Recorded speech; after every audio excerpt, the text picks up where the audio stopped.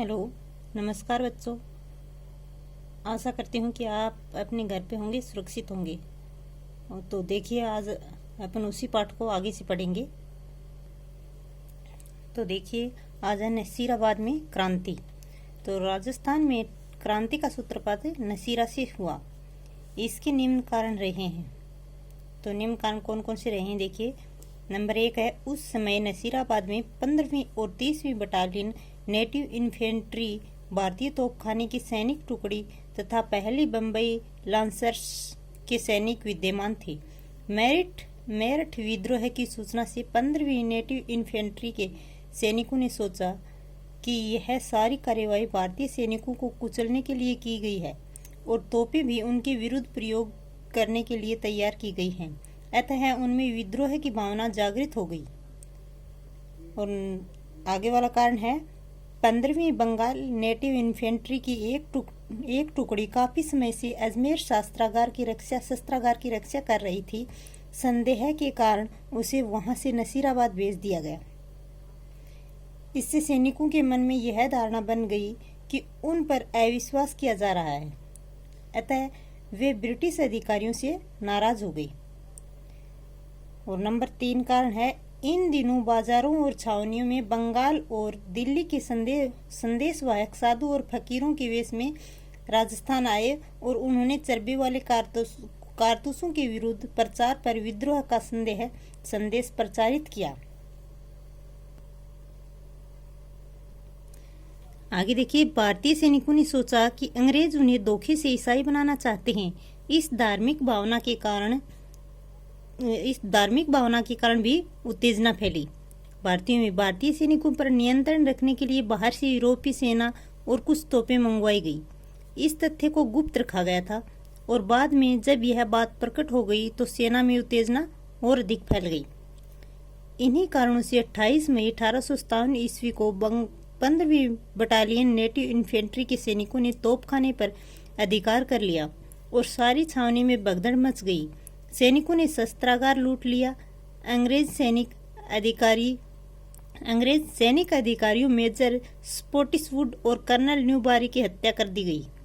जो अंग्रेज सैनिक अधिकारी थे ये दो, एक तो ये मेजर स्पोटिसवुड और कर्नल न्यूबारी, इन दोनों की हत्या कर दी गई और लेफ्टिनेंट लॉक और कप्तान हार्डी घायल हो गए। अंग्रेज अधिकारियों ने नसीराबाद से भागकर ब्यावर में शरण ली। चर्च और अधिकारियों के बंगले में आग लगा दी गई। खजाने की तिजोरियां तोड़ दी गई, पर इन विद्रोही सैनिकों ने 4 ब्रिटिश अधिकारियों के अलावा रक्त की एक बूंद भी नहीं बहाई। छावनी को तहस नहस करने के बाद विप्लवी सैनिकों ने अविलंब दिल्ली की ओर प्रस्थान किया। यानी इसने ज़्यादा देर नहीं की, जल्दी दिल्ली की ओर प्रस्थान किया और 18 जून 1857 ईस्वी को विप्लवी दिल्ली पहुंच गए और दिल्ली में डेरा डाले अंग्रेजी पलटन पर पीछे से आक्रमण किया। जो अंग्रेजी पलटन दिल्ली में डेरा डाली हुई थी उस पर पीछे से आक्रमण किया, जिससे अंग्रेज परास्त हुए। आगे देखिए, नीमच में क्रांति। नसीराबाद के बाद नीमच में क्रांति हुई। नसीराबाद की क्रांति की सूचना जब नीमच पहुंची तो 3 जून 1857 ईस्वी को नीमच के सैनिकों ने भी विद्रोह कर दिया। क्रांतिकारियों ने छावनी को लूट लिया तथा उसमें आग लगा दी। नीमच छावनी को लूटने के बाद क्रांतिकारी नीमच से रवाना होकर सरकारी बंगलों को लूटते हुए और उनमें आग लगाते हुए शाहपुरा पहुंचे। शाहपुरा के शासक ने क्रांतिकारियों को भोजन व ठहरने की सुविधा प्रदान की और इसके पश्चात क्रांतिकारी निम्बाहेड़ा पहुंचे, जहां की जनता ने इनका बड़ा स्वागत किया। तत्पश्चात क्रांतिकारी यहां से देवली, टोंक व आगरा होते हुए दिल्ली पहुंचे। मार्ग में अनेक स्थानों पर जनता ने क्रांतिकारियों का स्वागत किया तथा क्रांतिकारियों की संख्या में भी काफी वृद्धि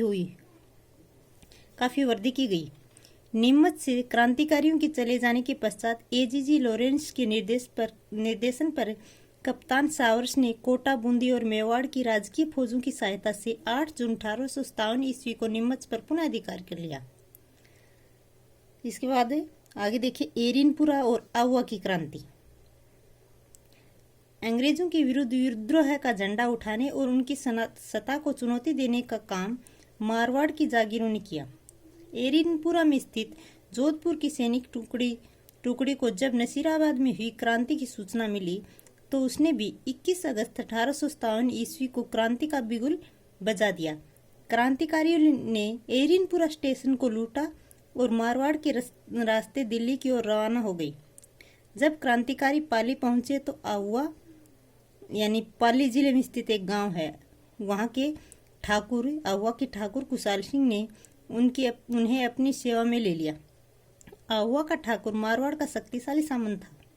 वह अंग्रेजों एवं जोधपुर के महाराजा दोनों का विरोधी था, क्योंकि जोधपुर का महाराजा तो अंग्रेजों की तरफ ही था। इसलिए ऐसा कहा जाता है कि मेवाड़ और मारवाड़ के अनेक सामंत अपनी सेनाएं लेकर कुशाल सिंह की सहायता के लिए आहुआ आ पहुंचे। आगे देखिए, जोधपुर के महाराजा ने सिंह कुशलराज के नेतृत्व में एक फौज अंग्रेजों का दमन करने हेतु आहुआ भेजी।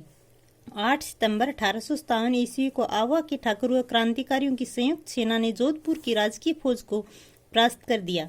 इस संघर्ष में किलेदार अनार सिंह मारा गया तथा सिंघवी कुशलराज जान बचाकर वहां से भाग खड़ा हुआ। जोधपुर फौज की तोपें व बहुत सारी युद्ध सामग्री क्रांतिकारियों के हाथ लग गई। इस घटना के कुछ समय पश्चात ही एजीजी लॉरेंस एक सेना लेकर स्वयं आहुआ आया। 18 सितंबर को लॉरेंस की सेना व क्रांतिकारियों के बीच भीषण संघर्ष हुआ, जिसमें लॉरेंस को पराजय का सामना करना पड़ा। ब्रिटिश फौज को परास्त करने के बाद क्रांतिकारी दिल्ली की ओर कूच कर गए। जॉर्ज लॉरेंस आहुआ की पराजय को भुला नहीं था, इसलिए आहुआ के ठाकुर से बदला लेने के लिए उसने ब्रिगेडियर होम्स के नेतृत्व में एक विशाल सेना आहुआ की ओर भेजी और 20 जनवरी 1858 ईस्वी को ब्रिगेडियर होम्स ने आहुआ पर आक्रमण कर दिया और दोनों सेनाओं के बीच भीषण संघर्ष हुआ। और इस संघर्ष के दौरान ठाकुर कुशाल सिंह आहुआ के किले को छोड़कर सलुम्बर चला गया था। उसके जाते ही ब्रिटिश फौजों ने आहुआ के किले पर अपना अधिकार कर लिया और अंग्रेजों में बदले की भावना इतनी प्रबल थी कि उन्होंने पूरे गांव को पूरी तरह लूटा और आहुआ के किले को बारूद से उड़ा दिया। इतना ही नहीं, उन्होंने आहुआ के मंदिरों और मूर्तियों को पूरी तरह नष्ट कर दिया तथा वहां के निवासियों पर भीषण अत्याचार किया। इसके बाद आगे देखिए, मेवाड़ में क्रांति की गूंज।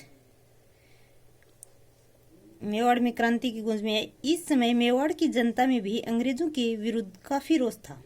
मेवाड़ के अधिकांश सामंत ब्रिटिश सत्ता के विरुद्ध थे। नसीराबाद में हुई क्रांति की सूचना उदयपुर पहुंच चुकी थी, अतः मेवाड़ की फौजें भी अंग्रेजों के विरुद्ध विद्रोह करने के लिए लगभग तैयार थी। किंतु मेवाड़ के महाराणा की सूझबूझ ने तथा अंग्रेज कप्तान सावर्स के कठोर रुख ने स्थिति को बिगड़ने से संभाल लिया। इस समय महाराणा व कंपनी की सरकार दोनों को ही मेवाड़ के सामंतों से भय था, अतः दोनों एक दूसरे के साथ सहयोग करने के लिए बाध्य थे। आगे देखिए, एजीजी के निर्देश पर मेवाड़ के महाराणा स्वरूप सिंह ने 27 मई 1857 को अपने सभी सामंतों को पत्र भेजकर कहा कि वे ब्रिटिश सैनिक कार्यवाही में सहयोग करें तथा पॉलिटिकल एजेंट कप्तान सावर्स के निर्देशों का पालन करें। दूसरी ओर कप्तान सावर्स ने विरोधी सामंतों को चेतावनी देते हुए कहा कि जो भी शांति भंग करने का प्रयत्न करेगा उसे कठोर दंड दिया जाएगा।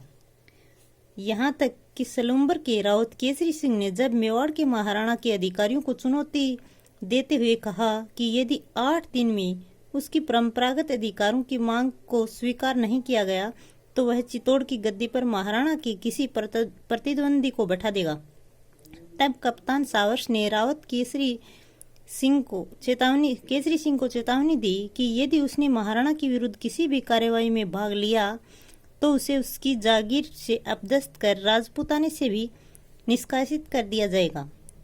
कप्तान सावर्स की इस धमकी से रावत केसरी सिंह शांत हो गए। उसके आगे देखिए, कोटा में क्रांति। राजस्थान के राज्यों में हुई 1857 ईस्वी की क्रांति में कोटा का महत्वपूर्ण स्थान था।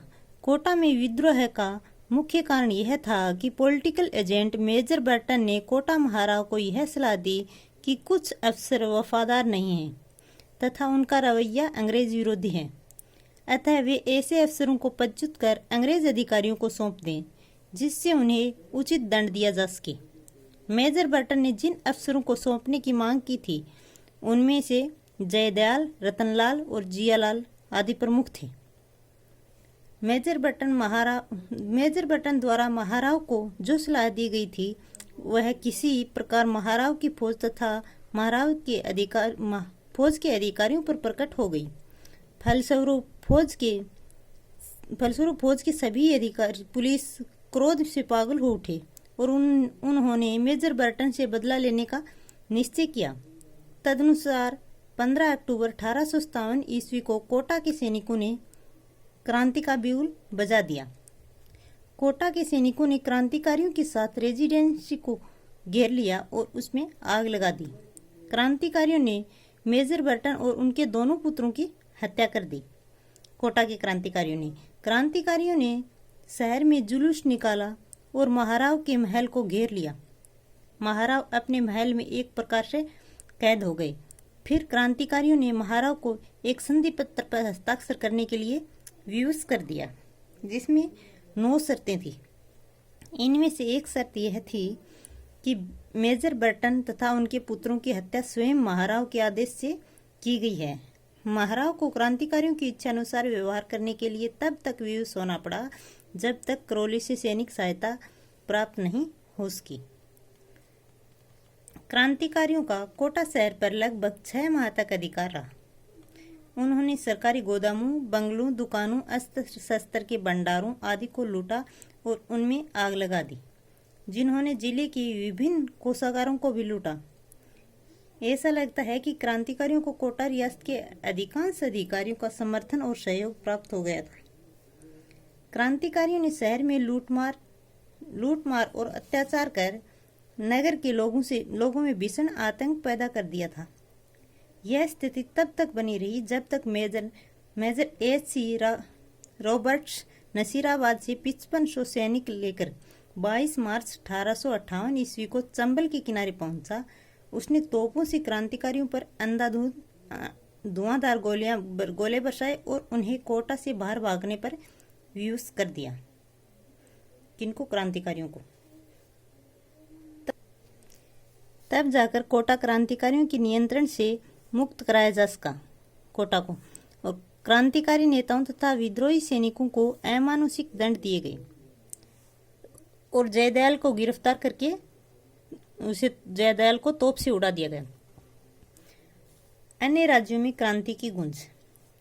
राजस्थान में 1857 ईस्वी की क्रांति केवल मारवाड़, मेवाड़ तथा कोटा तक ही सीमित नहीं रही, अपितु इसकी गूंज राजस्थान के अन्य राज्यों में भी सुनाई दी। भरतपुर, जो आगरा व मथुरा के काफी निकट है, क्रांति के समय अशांत रहा। मथुरा में विद्रोह हो जाने के बाद भरतपुर शहर में उत्तेजना फैल गई और भरतपुर की सेना ने भी क्रांति का बिगुल बजा दिया। भरतपुर के महाराजा ने वहां के पॉलिटिकल एजेंट मेजर मॉरिसन को भरतपुर छोड़कर जाने की सलाह दी, क्योंकि महाराजा को यह आशंका थी कि उसकी स्थिति से नीमच के क्रांतिकारी भरतपुर पर आक्रमण कर सकते हैं। महाराजा की सलाह पर मेजर मॉरिसन भरतपुर छोड़कर चला गया। क्रांति की अवधि में भरतपुर रियासत की स्थिति बड़ी विषम थी। क्रांतिकारी सैनिकों की अनेक टुकड़ियां भरतपुर की सीमा से होकर गुजरी। भरतपुर की गुज्जर व मेवाती जनता क्रांति में पीछे नहीं रही। उसने खुलकर क्रांति में भाग लिया।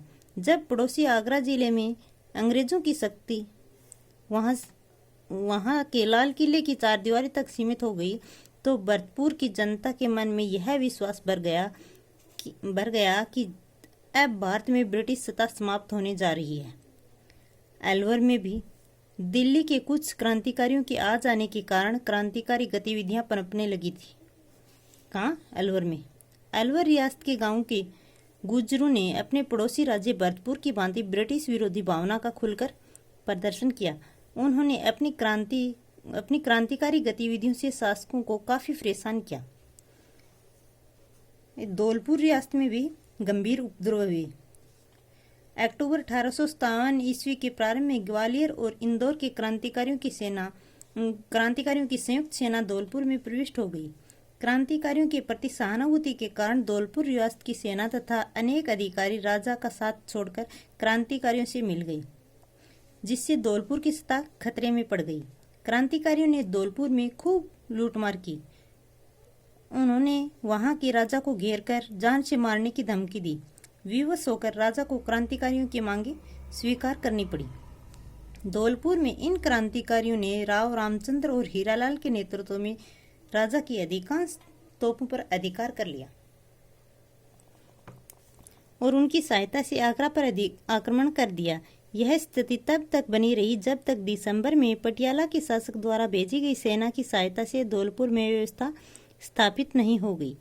जयपुर में महाराजा को उनके एक पदाधिकारी राव शिव सिंह ने यह सलाह दी कि वे अंग्रेजों तथा मुगल बादशाह बहादुर शाह दोनों से मित्रतापूर्वक संबंध बनाए रखें, किंतु उनके प्राइवेट सेक्रेटरी पंडित शिवदीन ने महाराज पर अंग्रेजों का साथ देने के लिए जोर डाला।